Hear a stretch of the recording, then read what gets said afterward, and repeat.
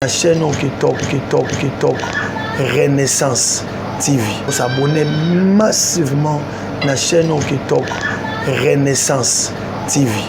Mbote na balandi sur la Renaissance Télévision, vous avez souvent le nanga moko pressing bon baxere bon la cible de la presse, le lebo linga minto continue toujours ko senga na bino bo s'abonner massivement na chaîne biso et ça biso bien wana bambote na ngai ke bon epa na yemo ko bien kae monsieur Shadrack Django bambote ke bon epa ya maman Odette Kwimba bambote na bino wana je salue en passant toute l'équipe de la Renaissance Télévision, ingénieur Chako Bisbila pour les cardinaux Mutendo ainsi qu'à moi-même bambote na biso nyonso yangwana, sans oublier ma famille Mbungu plutôt. Je salue aussi ma maman chérie, maman Kaluntevi comme mari, bambote na bino ngwana. Vous allez comprendre le d'avandeli nazanga mote parce que bon moi déjà mutumo pembe na ngai uzamala mingi yemo kwa se présenter na place que ngai na loba pona eso ko se présenter. Ndeka bazabo ba moyi ndaba comprendre que ça cardinal. Donc cardinal wa bino cardinal Rinedi Mutendo donc mbala sukebele mbali ya PM donc bomo na yeyo.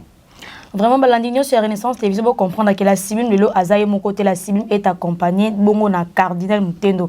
Pour comprendre un peu boye babino moni to bete la masolo kat na OSika bo prêter attention la bino bo comprendre to le la cardinal zonge pa na yo to bete masolo mingi ya mboka. Lo lenge mboka zo kendela. Bete biso no lisozo kende ndenge nini du côté positif et du côté négatif ba imboka ba yeba pena baza pena au courant nemboka zo kende parce que mingi to vivre la mission na mboka comme chose na kata mboka mais à lire to kende la mission ba tiango kate to ala la mkina mwana niska tout va bien. République démocratique du Congo mboka ya mwana mboka Patrice Emery Lumumba Joseph Kasavubu natanga bazaire ezaki mboka ya Maréchal Mobutu mboka ya Laurent Désiré Kabila ya Raïs Kabanye pe lelo mingi ya mwana mboka Fachi. Donc question on répond à la question on ba mboka o ezo kina mabe donc lu felo. Mabe lu felo il faut démontrer parce que yo kolo ba kimboka ekende ndenge mabe ba msuba kolo ba kimboka ekende bien par rapport à vendre to zaki mboka zo ke bien par rapport à boyo motango vivre na Congo pe na so yo ko sa statistique ba question ça pour ngai. Bon, badoazo landa biso na Renaissance Télévision, tika na pesa na mbote pa boss Django Shadrack Motema cher ya maman Odette Kwimba ndenge Blanet Bliss bila le poumon de la presse internationale waka tel cœur, tel visage kasina bandate son habité joyeux anniversaire et pas nourri Sindongala ya. Maman joyeux anniversaire na ngwana nourri Sindongala zali même. Donc joyeux anniversaire à toi na bi ke mukolongo na ngamba waka pela déjà ngulu moko ezana pona ngamoko Priscille Mbungu mboka ezokene kitoko te mboka ezotambula mabe ba imboka bazana posa ba yeba o démontrer ba ngimbo ba mboka ekene mabe na boye parce que yozo bango d'une manière na ko bango d'une manière générale mboka mabe mais na mboka ekene mabe na nini parce que na banda rozonga na histoire toke na régime Kabila de 2001 à 2018 2001-2018 toloba ki biso ato nganga ki eloko malonge salami teo Kabila lesi biso banzela o Kabila sali boye tolobi bon Kabila mwana batamboka mwana malamu asali alternance toye na président Fachi Beto atikele pouvoir parce que du pouvoir salama kitoko mutu sa apprécier mon mobimba ba mona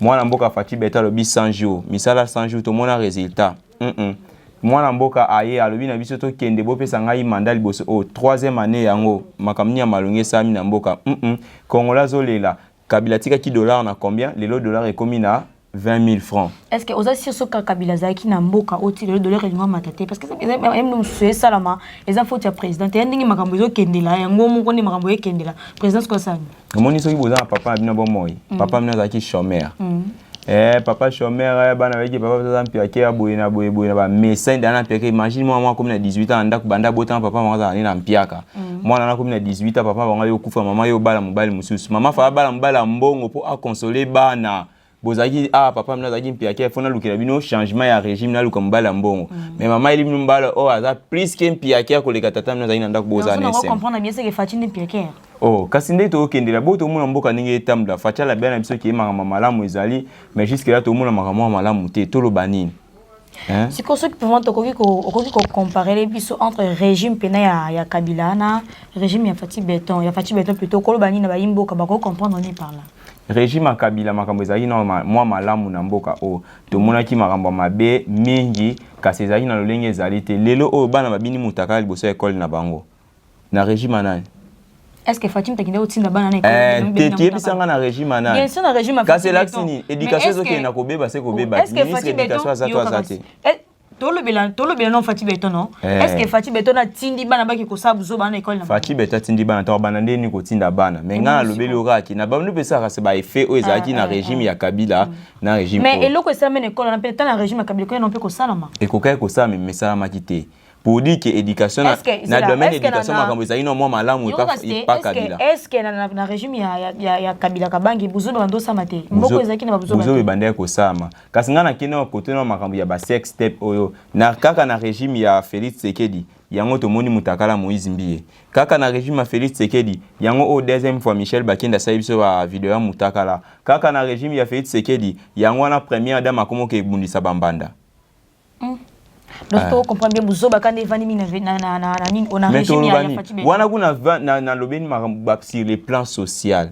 makambo ezo leka na société boso to kotina mamboko liata ba congolais nga cardinal za mabundi boyetin mais nga na yebi ba congolais presque ne so bande ko lela Kabila longwa parce qu'il ne fait rien sko to bengana ki siko to fallait to tika na biso na ye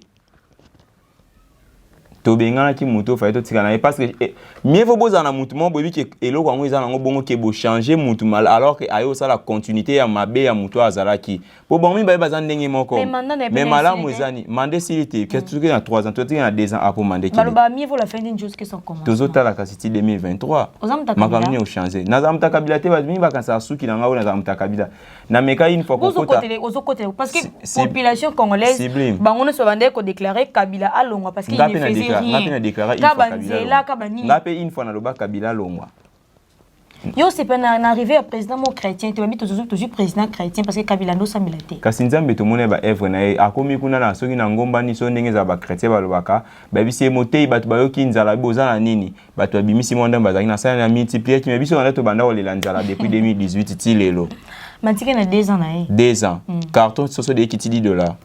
Na 3 ans et kitidi $, te bon na 2 ans ta mo sibi balobaka la fin d'une chose c'est mieux donc mieux vaut la fin d'une chose que son commencement boyo kateke nini bato edinda kaka soka comme pena libongo bino bo c'est peut-être président pena yebe école comme fait l'école première bana ba tango esengo na ngai ezalaki nini tomoni mwana mboka Fati Beton tanga zu pouvoir abengisi bana nzambe nyonso na stade akabimbo ke pa nkolo siko o eza ko sambwisa nkolo poto akabimbo ke pa nkolo il faut to mona malamu eloko Joseph Kabila salate classe au felo lobi classe au fele mais maman tout tanga na biso to futa na biso bana so bazo éducation malamu ke to futa te bana bazo éducation mabe éducation mabe na ndeni boyo tanga ko vandaka 3 na ba to 4 et bon na ndenge na ba ya 1 mètre yo kakasi na côté la président Fati te mais na toujours na katikati na ndenge bana bande ko yenga na balabala ko tambula na balabala na ndenge boki vana moto bo lelo bana bazo yenga te nani oyo azana nini na hôtel de ville à Kinshasa Gentini Ngobila droit civil ezopekisa kotsala bana mike ba miner basala commerce ya komo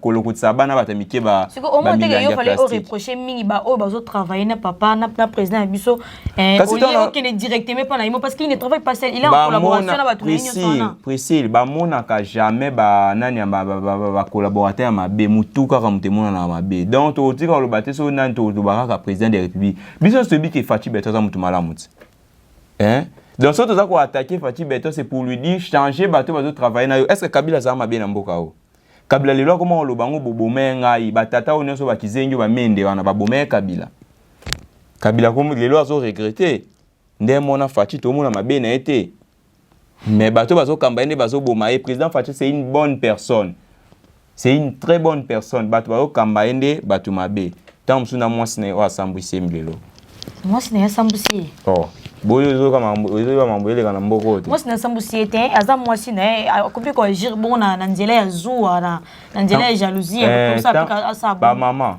tant bozo sala ba agissement moni mobali abotama infidèle depuis kala mobali abotama infidèle ata na jardin d'Éden infidélité mobali la kisama oyebi boyo ndeni ni basali au moins si ba pese au pembeni on bien que celle-ci cette fois-ci voilà ce qui est os de mes os la chair de ma chair on l'appellera femme motika ya tambula et mort alors que bozaki bino balé côte à côte infidélité ya kenda adana erwana pour evatika lo ya masolana non simanano to bi malibanda te balana sur Renaissance télévision pour comprendre émotion parce que émission qui est vraiment na ne bolingela ngo yem ça biso clairement et là nous ont reproché ma bena mandat evachi ba réalisation mais makambo ba prometteur biso ezate ndeti nini ba yemo peta msupe aux occasions landa président Fati avec tout le respect que je vous dois naloba mingi na makambo etali côté nga za po balobaka babeta lisolo ya mboka na bien koleka ya mboka bapaya. Moi je suis natif de la commune de Bumbu. Donc moi na Bumbu atongo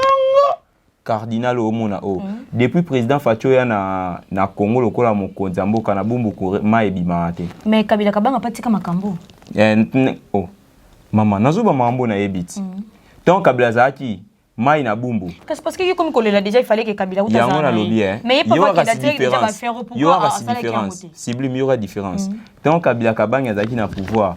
Papa msa bando ya na buto abetelinga porte. Die papa nga benga nga die sort l'eau jaillit déjà na erni na 23h. Wana Kabila na pouvoir. Mai na Bumbu bando bima na 23h. Et ma 23h, 6h du matin et kei. Na yebi programme mai ne bando na Bumbu bien côté nga za na Bumbu, mai bando bima mardi, mercredi. Ce qui dimanche nzamba sali ngolu et bimi.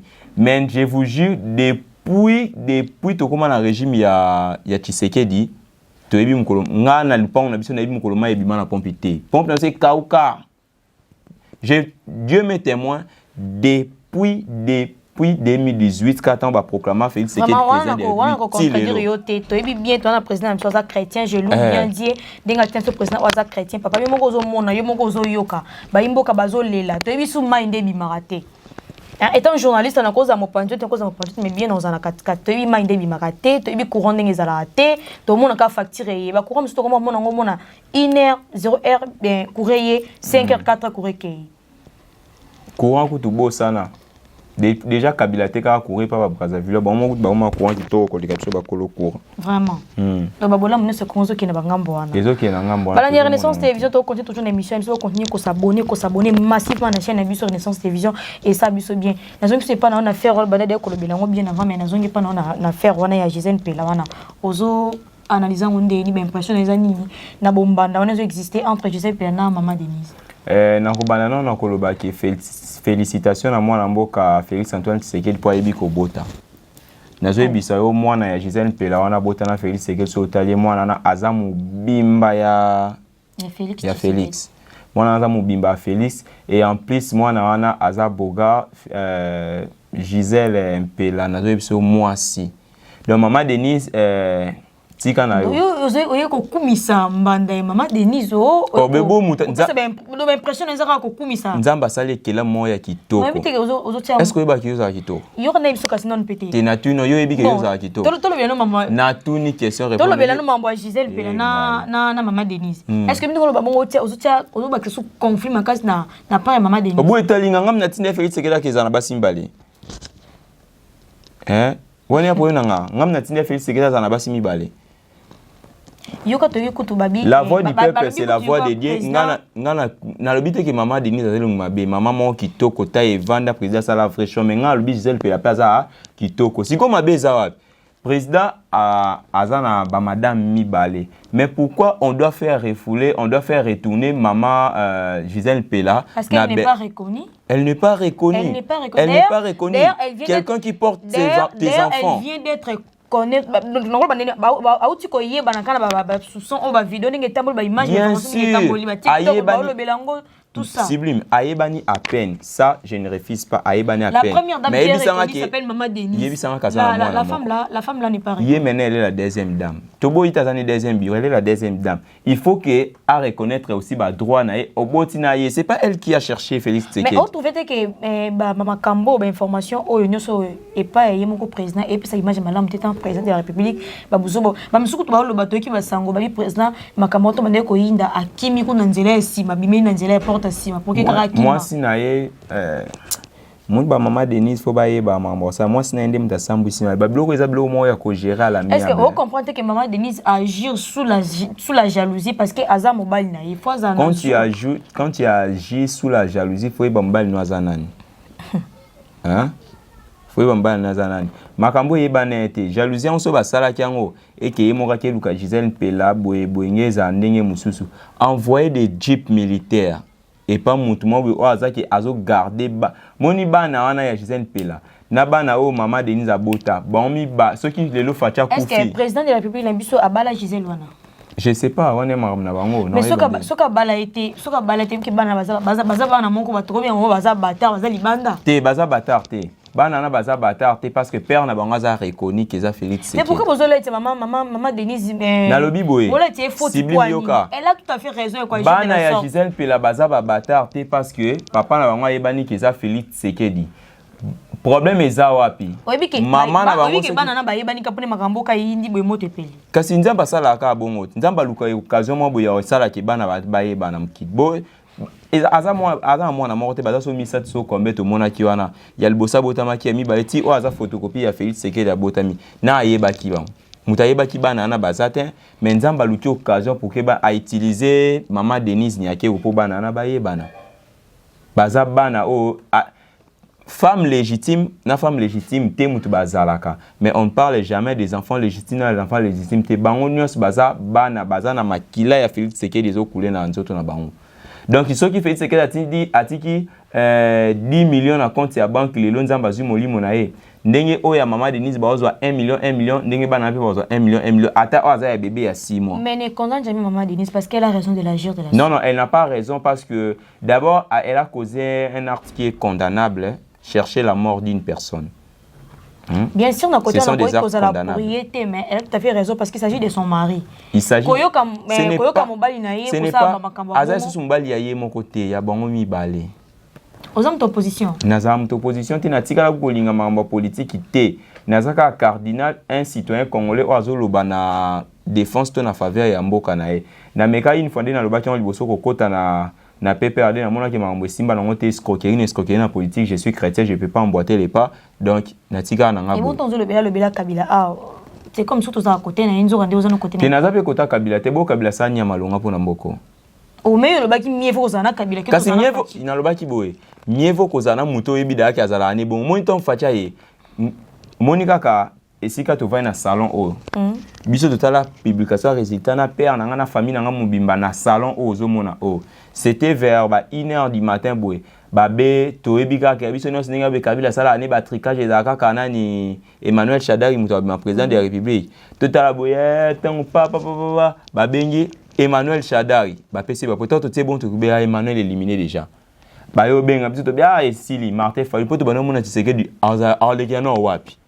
Po ba to bana otela miso yake Emmanuel Shadari na Fayulu. Et yo sala ke Fayulu ayo bengama. Mutasuke tikala yaka moko za jina ni Félix Tshisekedi.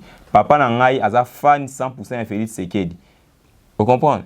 Afuka na salon o tombo ya boto bima na carte to beti papa to beti mabo po ni régime ya Kabila ekwei. Lobi na tongo ambiance na mboka tozi Félix Tshisekedi boye na Félix Tshisekedi même sur na stade prière pour na mboka biso so applaudir boye. Mais tant to yo comprendre na suka to moni ke continuité ya régime ya Kabila rande mutezo salama. Si quand on continue, il y a un régime à Kabila, on continue. Pourquoi qu'il fallait que tout ça parce que continuité ma quand même. Kasi te pour ça le kola oye au bondi sibiso mitema to sepeli nzo keza na ngelo moko alors poto ski na bazizani wana te ba kroka langue wana te fallait to tika na soka na Kabila. Babi mieux vaut un démon que tu connais qu'un ange que tu connais jamais. To mesana na Kabila na ba passe n'est-ce que tant régime ya Félix na ba Félix c'est que dit mais régime ya fait dans yena batuna eton ba yewana ba eko comme ça makama be Kabila tika mboka na oyo na 20 000 francs et $10. Mais il a fait comprendre que ce Kabila pas zakine kango continue no rabon parce que il y a lire aucun de bongo. Fallait to tika na Kabila. Mais ngana lo bana ilo te parce que kozana fati to kozana Kabila na trouver un ndengo. Kasi on a le but. Au lieu de ça changement na oui que mboke bebise mbongo rebelle pour non ça élection na. Ko lié mbongo ani bimenge tika ba congolais balia na bango ba ça na bon élection te. On est sûr que ba congolais ani mona mbongo. Ata bangi balia te fait tika la eva na mbongo na l'état na biso kuna. Cher internaute de la Renaissance télévision toujours ba toujours continuer l'émission na biso bo continuer toujours ko s'abonner to singa na ko s'abonner vraiment na lo bango millième fois et ça biso bien je salue ma petite sœur chérie grâce bon biso ko zali ba mbote ngwana. To beta no masolo ya biso ba chrétien parce qu'on est tous des chrétiens kotala ko la ntama ba nouvelle ba news auto juste sur Michel Bakenda l'autre fois te ko c'est ce qui se ba mo sala ka mais to moni susu ba image to pe ba sangona bibi susu ko lo ba ni pona Sony nazangi na ligambo loba Sony to bi ke mambo etikala na 2020 et 2021 tant to bi ke Florian Kiodo asala kango ba héritier watana ba salango ba pasteur Moïse ba salango ye moko pe Michel Bakenda salango asenga pardon à kita kutu scène musicale mais to nzamba yokela ke mawazongi c'est quand même abandozo nga balamboye voilà, ayo bandéon to ngai selon conclusion on comprend qu'il n'a jamais été chrétien. Si construit cette fois-ci à s'excuser encore lui qui a zone. Té, atika kuna ke ça ba film porno. Et bon son nzamba limbisi. Nzamba olimbisa o bunzamba nzamba mawat. Ayo ndime so. Nzamba olimbisa ye. Mais siko ayo sala sumu sala nzamba te atika la mundimi simple na église. Wani za ko ubisa nzamba soni. Nzamba limbisaka. Pe nzamba na limbise bongo a obosana. Tala, frère wana beti ba désert trop. Tam so ala na ba exemple ba kolona oyo yande ko mona ba sasa buzo ba wana. Ba koloni nani? Ba papa so ba Moïse mbiye ba sele makambo ngo to moni ba même ba pasteur ko minene mboko ba sese ba makambo. Yango na lobi yeso ko landa ba kolo akolanda ba Moïse mbiye ten. Yena Moïse mbiye baza pe près ba génération moko. Balanda ba papa so ba Deningonde.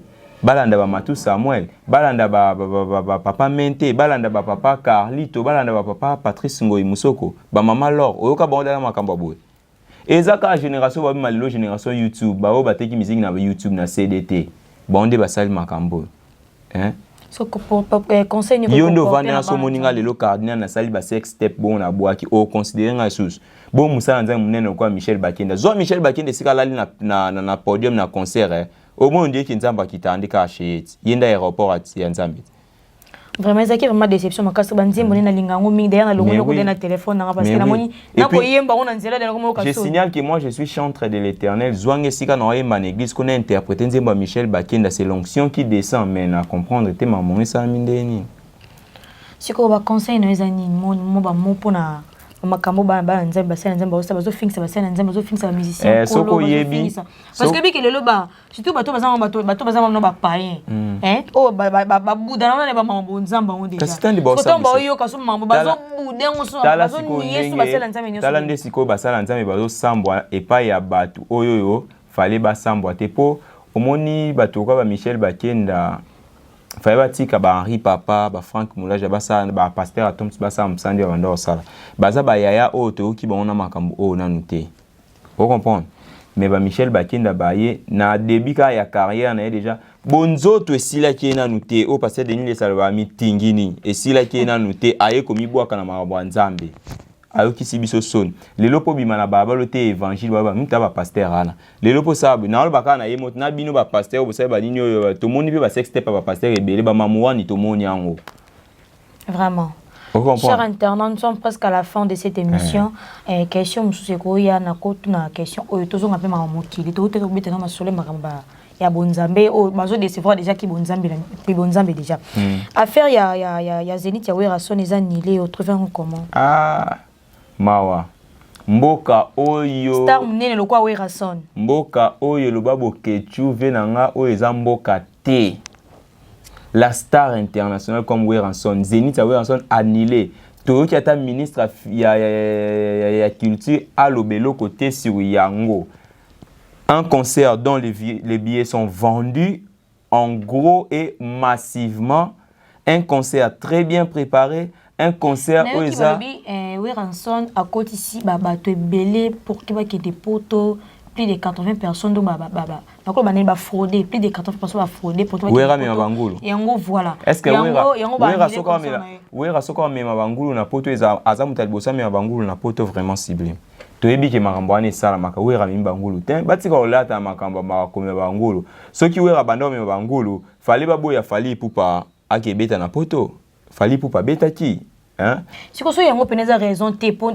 Wera so na mema bangulu to so yango za raison te quelle est vraiment cette raison valable concert ya Zenith fallait kaka esimba te moi je savais que esimba te za déjà n'étant pas le but balongo le 17 et comme le 25 j'avais dit na bato bazaki nanga je l'ai dit à Archie de Ligue j'avais mutendo concert esimba te pourquoi le président de la République qui refuse de recevoir Weranson dans son bureau pour quelle raison